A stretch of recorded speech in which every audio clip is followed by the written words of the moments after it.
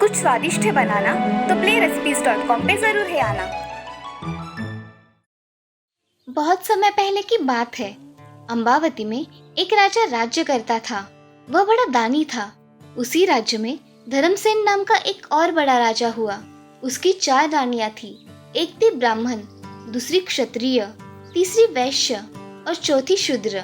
ब्राह्मणी से एक पुत्र हुआ जिसका नाम ब्राह्मणित रखा गया। क्षत्राणी से 3 बेटे हुए। एक का नाम शंख, दूसरे का नाम विक्रमादित्य और तीसरे का भूर्तहरि रखा गया।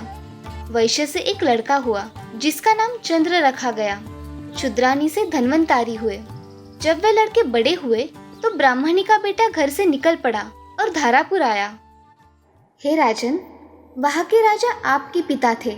उस लड़के ने राजा को मार डाला और राज्य अपने हाथ में लेकर उज्जैन पहुंचा। संयोग की बात यह है कि उज्जैन में आते ही वह मर गया। उसके मरने पर क्षत्राणी का बेटा शंख गद्दी पर बैठा। कुछ समय बाद विक्रमादित्य गद्दी पर बैठे। एक दिन राजा विक्रमादित्य को राजा बाहुबल के बारे में पता चला कि जिस गद्दी पर वह बैठे हैं वह राजा बाहुबल की कृपा से है। पंडितों ने सलाह दी, हे राजन, आपको जग जानता है, लेकिन जब तक राजा बाहुबल आपका राज तिलक नहीं करेंगे तब तक आपका राज्य अचल नहीं होगा। आप उनसे राज तिलक करवाइए। विक्रमादित्य ने हाँ कहा और वह अपने ज्ञानी और विश्वसनीय साथी लूतवरण को साथ लेकर वहां गए। बाहुबल ने बड़े आदर से उसका स्वागत किया। 5 दिन बीत गए। लूतवरण ने विक्रमादित्य को सलाह दी, जब आप विदा लेंगे तब राजा बाहुबल आपसे कुछ मांगने को कहेंगे। राजा के घर में एक सिंहासन है जिसे साक्षात महादेव ने राजा इंद्र को दिया था और बाद में इंद्र ने बाहुबल को दिया। उस सिंहासन में यह गुण है कि जो उस पर बैठेगा वह स्वाददीप नवखंड पृथ्वी पर राज करेगा। उसमें बहुत से जवाहरात जड़े हैं। उसमें साँचे में ढालकर 32 पुतलियां लगाई गई है। हे राजन, तुम उसी सिंहासन को मांग लेना। अगले दिन जब विक्रमादित्य विदा लेने गए तो उन्होंने वही सिंहासन मांग लिया। राजा बाहुबल वचन से बंधे थे। बाहुबल ने विक्रमादित्य को उस पर बिठाकर राज तिलक किया और बड़े प्रेम से विदा किया। राजा विक्रमादित्य ने लौटते ही सभा की और पंडितों को बुलाकर कहा, मैं एक अनुष्ठान करना चाहता हूँ। आप देखकर बताइए कि मैं इसके योग्य हूँ या नहीं। आपका प्रताप तीनों लोकों में छाया हुआ है। आपका कोई बैरी नहीं। जो करना हो कीजिए। अपने खानदान के सभी लोगों को बुलवाइए। 1.25 लाख कन्यादान और 1.25 लाख गाय दान कीजिए। ब्राह्मणों को धन दीजिए। जमींदारों का 1 साल का लगान माफ कर दीजिए। हे राजन, आपने अगर कभी ऐसा दान किया है तो सिंहासन पर अवश्य बैठे। आज का दिन तो गया। अब तैयारी करो, कल सिंहासन पर बैठेंगे। इस तरह जादुई सिंहासन की पहली पुतली ने राजा भोज को बैठने नहीं दिया। अगले दिन दूसरी पुतली चित्रलेखा ने सुनाई राजा विक्रमादित्य की कहानी। संगम नाम के गांव में हातिम नाम का एक युवक रहता था। वो बहुत ही गरीब था। उसके पास एक छोटी सी मुर्गी थी जो उसने सिर्फ अंडे देने के लिए ही पाली हुई थी। वो उसे बहुत कम दाने खिलाता था ताकि उसे ज्यादा खर्चा ना आए। मुर्गी अब बहुत बड़ी हो चुकी थी। अरे मुर्गी, तुम जल्दी जल्दी बड़ी हो जाओ, फिर मैं तुमने दिए हुए अंडे बेचूंगा और अमीर बन जाऊंगा। तब मैं आलिसा से शादी कर पाऊंगा। अलीसा एक शारजापुर नाम के राज्य की राजकुमारी थी। वो बहुत ही सुंदर दिखती थी और उसकी सुंदरता के चर्चे हर तरफ फैले हुए थे। हातिम तो उसके लिए दीवाना था। हातिम की मुर्गी अब बड़ी बन चुकी थी, फिर भी उसने एक भी अंडा नहीं दिया था। क्या मेरा सपना सपना ही रह जाएगा? अरे मुर्गी, तुम अंडे क्यों नहीं दे रही हो? अगले दिन हातिम उस मुर्गी को लेकर अपने घर के आंगन में बैठा था और मुर्गी दाने खा रही थी। तभी अचानक मुर्गी जोर जोर से फड़फड़ाने लगी। अरे अरे अरे, क्या हो गया है तुझे? क्यों ऐसे फड़फड़ा रही हो? अब उस मुर्गी का रंग नीला हो गया था। उस मुर्गी को देखकर हातिम सोच में पड़ गया। अरे, इसका रंग नीला कैसे हो गया? अब मैं इसे बाजार में जाकर बेचूंगा और इससे जो भी पैसे मिलेंगे उनसे अमीर बन जाऊंगा। ऐसा सोच के हातिम उस मुर्गी को लेकर बाजार चला जाता है। अरे अरे, डरो मत, ये कुछ नहीं करेगी तुम्हें। तुम इसे खरीद सकते हो। आओ आओ भाइयों, मुर्गी खरीदो। तभी वहां एक बूढ़ा दाम्पत्य आता है। अरे सुनती हो, कब से बोल रही हो कि मैं तुम्हें कुछ लेकर नहीं देता। चलो, आज तुम्हें ये नीली मुर्गी लेकर देता हूँ। नहीं जी, मुझे नहीं चाहिए ये नीली मुर्गी। इस मुर्गी के तो अंडे भी नीले होंगे, और इसको अगर हम घर पे लेके गए और हमें कुछ हो गया तो हमें नहीं चाहिए ये नीली मुर्गी। अच्छा ठीक है, नहीं लेते, चलो चलते हैं। ऐसा कह के वो बूढ़े आदमी और औरत वहां से चले जाते हैं। हातिम अब चुपचाप खड़ा होता है। दोपहर होने को आती है, मगर उसकी मुर्गी कोई भी नहीं खरीदता। तभी दो लोग वहां पर आते हैं और मुर्गी की कीमत पूछते हैं। अब हातिम उस मुर्गी की कीमत बढ़ाकर बताता है और वो आदमी देने के लिए तैयार भी हो जाते हैं। अरे अच्छा हुआ इतने कम दाम में हमें ये मुर्गी मिल रही है, चलो दे दो सोने के सिक्के। अरे ये आदमी मैंने इतने दाम बोले फिर भी लेने को तैयार है, यानी ये मुर्गी कोई साधारण मुर्गी नहीं है, ये कोई अद्भुत और जादुई मुर्गी लग रही है। हातिम ऐसा सोच के मुर्गी को लेके वहां से निकल जाता है। हातिम घर आकर उस मुर्गी को एक जगह रखकर सो जाता है। रात के समय अचानक बहुत प्रखर प्रकाश वहां फैल जाता है और वो मुर्गी जोर जोर से आवाज करने लगती है। उस आवाज से हातिम की नींद टूट जाती है।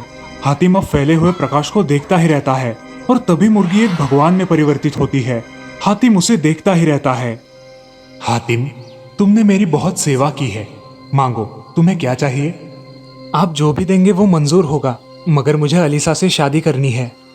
ये लो वत्स, नीली अंगूठी, ये तुम्हारी सारी इच्छाएं पूरी कर देगी। जो भी मांगोगे वो तुरंत मिल जाएगा, मगर तुम्हें इसे किसी को देना नहीं है। अगर किसी ने इसे चुरा लिया तो तुम आजीवन बूढ़े बन जाओगे, और जब तक वो अंगूठी फिर से नहीं पहनोगे तुम जवान नहीं हो पाओगे। ठीक है भगवान जी, मुझे मंजूर है। अब हातिम को भगवान एक नीली अंगूठी प्रदान करते हैं और वहां से गायब हो जाते हैं। अब हातिम के पास एक शानदार नीली अंगूठी रह जाती है। वो उस अंगूठी को अपने हाथों में पहन लेता है और उससे मांग करता है कि वो एक राज्य का राजा बन जाए। तभी वहाँ बहुत सारा धुआं फैल जाता है और हातिम अब एक बड़े से जगह पर पहुंच जाता है जहाँ उसका एक राजमहल है और उसके सैनिक उसकी सेवा में हाजिर है। अब वो शारजापुर के महाराज के पास अपना रिश्ता लेकर जाता है। प्रणाम महाराज, ये आपके लिए नजराने हमने खास आपके लिए मंगवाए हुए हैं। मगर आपका नाम हमने आज तक नहीं सुना है, किस राज्य के राजा है आप? महाराज, हमारा राज्य आपके राज्य के नजदीक ही है, आप चाहे तो आ सकते हैं। नहीं नहीं, हमने ऐसे ही पूछ लिया। आपको क्या चाहिए? महाराज, मैं राजकुमारी अलीसा से शादी करना चाहता हूँ। अगर आपको कोई एतराज ना हो तो क्या मैं उनके साथ कुछ वक्त बिता सकता हूँ? हाँ ठीक है। महाराज को भी हातिम पसंद आया था। अब वो राजकुमारी अलीसा के साथ वक्त बिताने लगा। राजकुमारी को उससे प्रेम हो गया था। जल्द ही उनका विवाह भी संपन्न हो गया। वो राजमहल में खुशी खुशी रहने लगे। अब अलीसा और हातिम को एक नन्ही राजकुमारी हो गई जिसका नाम था सीनल। सीनल बहुत ही सुंदर थी। अब वो थोड़ी बड़ी हो गई थी। हातिम की जान सीनल में बसती थी और वो उसकी सारी इच्छाएं पूरी करता था। सीनल अपने पिता के हाथों में वो नीली अंगूठी बचपन से देखती आ रही थी और एक दिन हातिम से उसने वो अंगूठी मांगी। पिताजी, ये अंगूठी मुझे दे दो, मुझे बहुत पसंद है। छोटी सी सीनल को हातिम मना नहीं कर पाया। हातिम ने उसे अपनी नीली अंगूठी दे दी और उसे 1 घंटे में लौटने को बोला। सीनल ने पिताजी के हाँ में हाँ मिलाया और वो जादुई अंगूठी लेकर बाहर गई। वो उस अंगूठी से जो भी मांगती वो उसे मिल जाता था। उसने अपना खुद का एक राज्य बना लिया था जिसमें वो दिन भर मजे से रहती थी और शाम होने के बाद वापस आकर अंगूठी पिताजी को लौटा देती थी। अब उसका हर रोज का अंगूठी मांगना और शाम को वापस लेकर आना महाराज को कुछ अजीब लगा। बेटी सीनल, तुम हर रोज मेरी अंगूठी लेकर क्या करती हो? कुछ नहीं पिताजी, ऐसे ही, मुझे पसंद है इसलिए लेती हूँ। अच्छा, ठीक है। अगले दिन हातिम राजकुमारी सीनल का पीछा करता है। राजकुमारी एक अलग ही राज्य में चली जाती है और उसमें दिन भर रहती है और शाम होने के बाद वहां से निकलती है। अब हातिम सब जान गया था कि सीनल ने उसके ना बोलने पर भी उस अंगूठी का ज्यादा उपयोग किया था। अब हातिम ने उस अंगूठी की तरह ही दूसरी अंगूठी बनवा ली और वो अंगूठी राजकुमारी को दे दी। 2-3 दिन बाद अंगूठी काम ना करते देख राजकुमारी ने अंगूठी लेना छोड़ दिया। उस जादुई अंगूठी की भनक उस राज्य के कुछ चालाक जादूगरों को लग गई थी। एक दिन राजकुमारी सीनल अपने राज्य में टहल रही थी। तभी एक जादूगर उसके पास आया। राजकुमारी, हम अपनी जादू से मुर्दों को भी जिंदा कर सकते हैं। क्या आपको ये कला सीखनी है? हाँ जरूर। मगर हमारी कुछ शर्तें हैं। बताइए, मैं उन शर्तों को पूरा करने का प्रयास करूंगी। हमें इस प्रयोग के लिए एक नीले रंग की अंगूठी चाहिए जिसकी चमक देखते ही मन एकाग्र हो जाए। ऐसी अंगूठी आपको मिल सकती है क्या? ठीक है, मैं ढूंढती हूँ। कल मैं इसी समय यहाँ आऊंगी, आप भी यही आना और मुझे वो कला सिखाना। जरूर जरूर, हम कल ही आएंगे। अब सीनल खुशी खुशी घर जाने के लिए निकलती है और महल पहुंचकर अपने पिताजी से वो जादुई अंगूठी उसी रात को मांग कर रखती है। राजकुमारी, आज आपको फिर से वो अंगूठी चाहिए? ऐसा क्या काम आ पड़ा? सीनल उसके पिताजी को कुछ नहीं बताती। अगले सुबह सीनल जल्दी जल्दी महल से बाहर जाती है। ये देखकर महाराज अचरज में पड़ते हैं। आज इतने दिनों बाद सीनल को उस अंगूठी की याद आई है और ये सुबह सुबह कहाँ जा रही है? मुझे खुद पता करना चाहिए। हातिम सीनल का पीछा करने लगा। सीनल राज्य के बाहर एक घने जंगल में पहुंच गई, जहां उसे 2 जादूगर मिले। उन आदमियों को देखकर हातिम चौंक गया। मेरा पुराना कल मेरे आने वाले कल पर हावी ना हो जाए। अच्छा हुआ मैंने इस नीली अंगूठी की प्रतिरूप अंगूठी बना ली है। हातिम चुपचाप उनकी बातें सुन रहा था। हातिम की एक खासियत थी कि वो दूर की बातें भी बारीकी से सुन सकता था। अरे, ये नीली अंगूठी उस नीली मुर्गी की वजह से मिली है। हम ये अंगूठी मिलते ही इस राजकुमारी को पक्षी बना देंगे और हम नीली अंगूठी अपने साथ ले जाएंगे। उन जादूगरों ने राजकुमारी से वो नीली अंगूठी मांग ली और कुछ मंत्र पुटपुटाने लगे। हातिम ने अपने उंगली की नीली अंगूठी को देखा और समय न गवाते हुए एक वर मांग लिया। ये दोनों जादूगर हमेशा हमेशा के लिए पशु में बदल जाए और मेरे दास बन जाए। ऐसा कहते ही हातिम की अंगूठी से बड़ा प्रकाश बाहर आया और वो 2 जादूगर घोड़ों में बदल गए। राजकुमारी ये दृश्य देखकर मूर्छित होकर जमीन पर गिर गई। हातिम राजकुमारी को उठाकर महल में ले आया और अब वो 2 घोड़े भी हमेशा हमेशा के लिए हातिम के रखवाले बन गए। अब राजकुमारी को होश आया तो राजकुमारी अपने माता पिता के साथ थी। पिताजी, मैं यहाँ कैसे आई? वो बहुत लंबी कहानी है बेटा, फुर्सत में बताऊंगा। अभी आप आराम करो। इस कहानी से हमें ये सीख मिलती है कि हमें किसी के ऊपर आंख मूंद कर विश्वास नहीं करना चाहिए और हमसे बड़े लोगों की बातों को अनसुना नहीं करना चाहिए। श्रीरामपुर नाम के गांव में सरिता नाम की एक औरत रहा करती थी। वो बहुत ही समझदार थी। उसकी लड़की के सिवा उसका इस दुनिया में कोई नहीं था। सरिता लोगों के यहाँ काम करके अपनी बेटी को पढ़ाती थी। उसकी बेटी सारिका भी मन लगाकर पढ़ाई करती थी। माँ, मैं बड़ी होकर डॉक्टर बनूंगी, फिर तुम्हें काम करने की कोई ज़रूरत नहीं पड़ेगी। हाँ बेटा, जब तुम डॉक्टर हो जाओगी तब मैं एकदम मजे से रहूंगी। ऐसा कह के सरिता अपने काम पर निकल जाती है।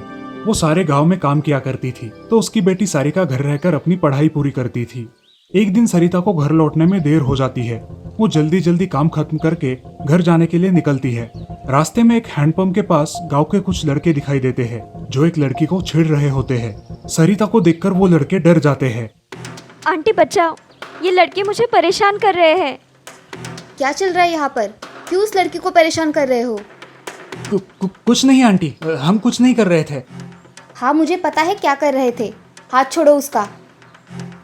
ऐसा कहकर सरिता उस लड़की को वहां से ले जाती है।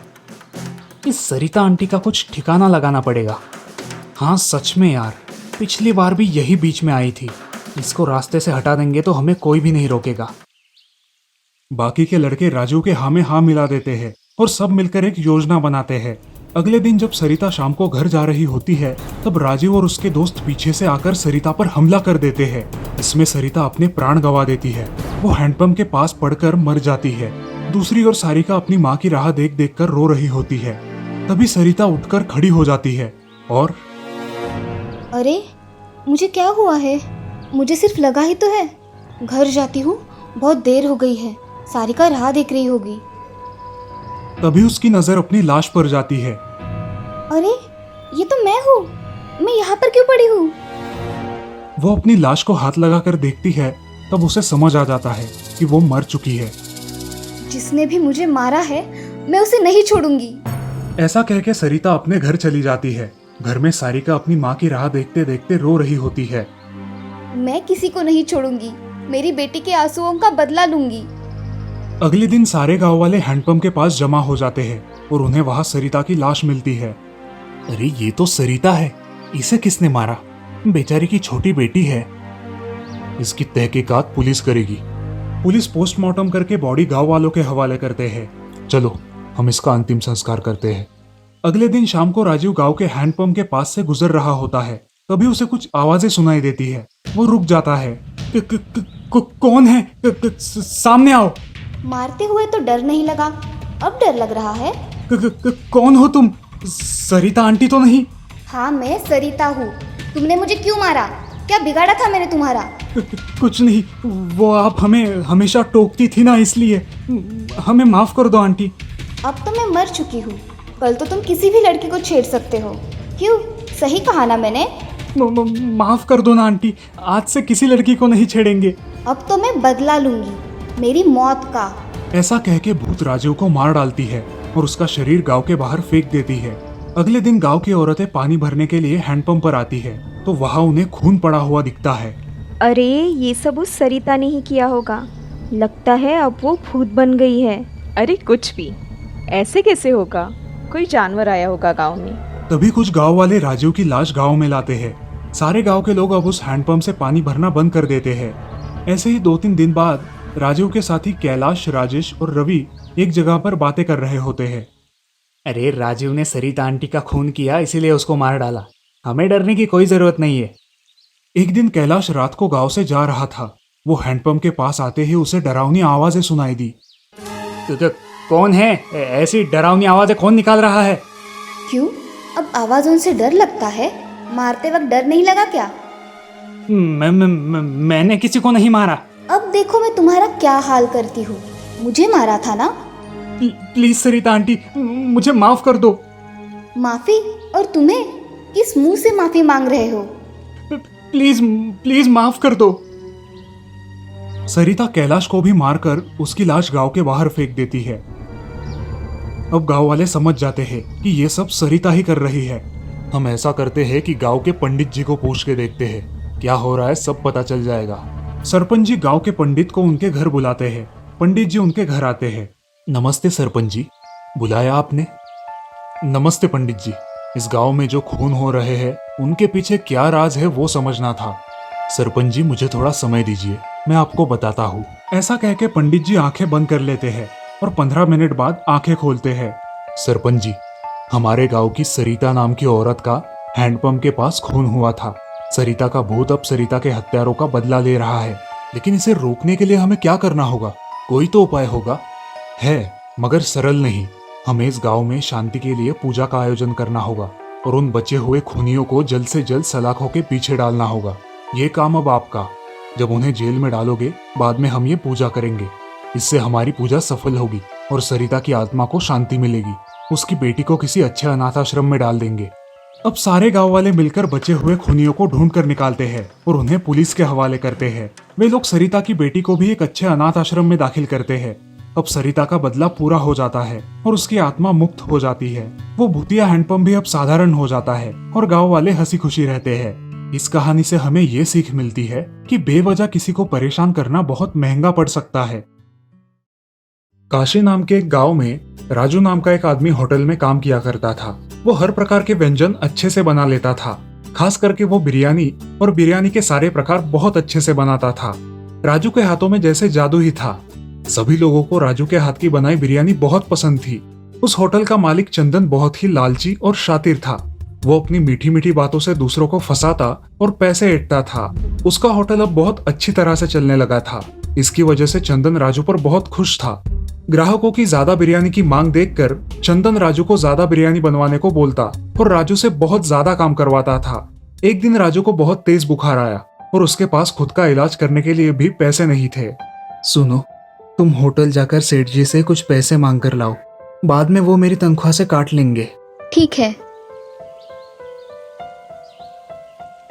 नमस्ते सेठ जी, मेरी पति की तबीयत बहुत खराब है। मुझे पैसों की ज़रूरत है। मुझे कुछ पैसे दे दीजिए, वो आने के बाद लौटा देंगे। भाभी जी, आपको तो पता ही है कि आजकल धंधा कैसे चल रहा है। ये राजू जब तक काम पर नहीं आएगा तब तक तो मेरा नुकसान ही है ना। ठीक है, अब आप आ ही गई हो तो ये 100 रुपए लेकर किसी अच्छे अस्पताल में उसका इलाज करवाइए। जाइए। पत्नी वो 100 रुपए लेकर चली जाती है और सोनार के दुकान पर जाकर अपने जेवर बेच के अपने पति का अच्छे से इलाज करवाती है। जब राजू ठीक हो जाता है तो वो अपनी पत्नी के जेवर ना देख के उसे प्रश्न करता है। पत्नी जो सब हुआ वो उसे बता देती है और रोने लगती है। उस दिन राजू होटल जाता है। आज से तुम्हारा यहाँ कोई काम नहीं है। मैं तुम्हारे भरोसे 15 दिन अपना होटल बंद नहीं रख सकता। मैंने तुम्हारे बदले में कोई और ले लिया है। अब मुझे तुम्हारी कोई जरूरत नहीं। राजू वहां से उदास मन से चला जाता है और घर में आकर मायूस होकर बैठता है। क्या हुआ आपको? आए हो तब से मायूस हो, कुछ बोलोगे?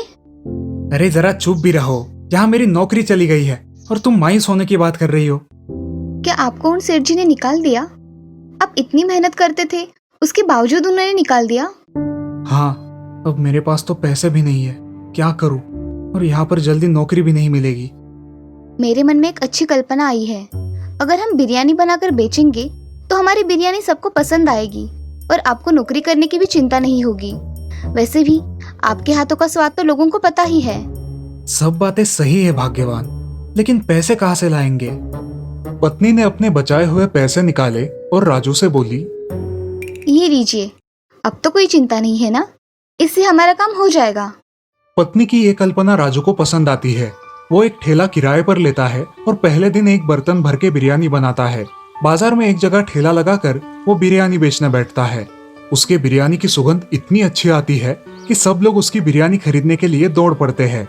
उसकी पूरी बिरयानी जल्द ही खत्म हो जाती है और राजू घर खुशी खुशी लौट जाता है। अगले दिन से राजू थोड़ी ज्यादा बिरयानी बनाता है और अपनी बिरयानी बेच के धीरे धीरे उसे अच्छे दाम भी मिलने लगते हैं। कुछ दिनों बाद वो अपना खुद का ठेला खरीद लेता है। देखते ही देखते राजू का बिजनेस बहुत अच्छी तरह से चलने लगता है। ये बात चंदन को जब पता चलती है तब चंदन उसके ठेले पर आता है। अरे राजू, कैसे हो? मैं सोच रहा हूँ कि तुम्हें अपने होटल में फिर से नौकरी पर रख लूँ। क्या विचार है तुम्हारा? धन्यवाद सेठ जी, लेकिन मुझे अब आपके यहाँ काम नहीं करना। मेरा ये छोटा सा ठेला ही मेरे लिए अच्छा है, कम से कम इज्जत तो मिलती है। चंदन को जो समझना था वो समझ गया और वहां से चला गया। जब राजू उसके होटल में काम किया करता था तब उसका होटल बहुत अच्छे से चलता था, लेकिन अब राजू ना होने के कारण उसका होटल पहले जैसे नहीं चल रहा था। अपनी लालच की वजह से उसका बहुत नुकसान हुआ था।